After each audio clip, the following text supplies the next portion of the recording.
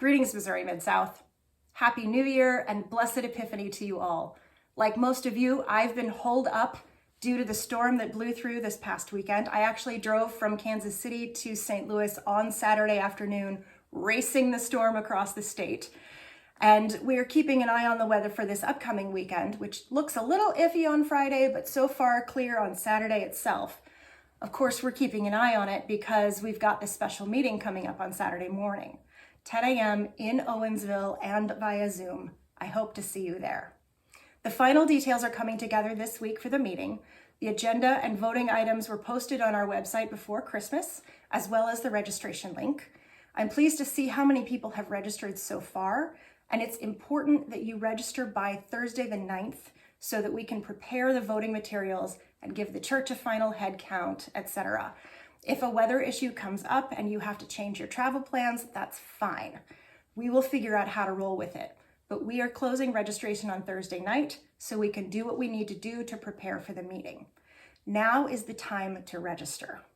We do have a slight registration fee this time because there are costs associated with holding this meeting, and it wasn't in the budget that we passed at Conference Annual Gathering. Delegates, please talk with your church leadership about how your church wants to cover that fee. The board and the staff and I have been working hard to prepare for this meeting, and we're not the only ones.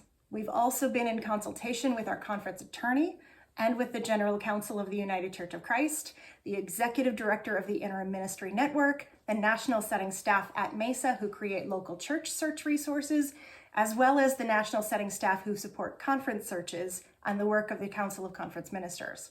The business we're considering is a continuation of the business that was postponed from Conference Annual Gathering in October, and I am so grateful for the time and efforts of all of these people who have come together to help the Missouri Mid-South Conference figure out what to do to get unstuck. And people from all over the United Church of Christ are watching, praying for us, and waiting to hear the outcomes of our meeting. We've got 4 items on the agenda, continuing and clarifying the business postponed from CAG, the slate of nominees for General Synod delegates, the slate of nominees for the Board of Directors, a resolution to ratify the actions of the board, and then the election of the settled conference minister candidate. The board decided not to go forward with the proposed bylaws changes they had put forward for consideration at CAG because it's clear that we need to have a wider conversation about our bylaws, and we can hold off on making those changes for the time being. The bylaws simply require that the board review the bylaws every 3 years, and they did that.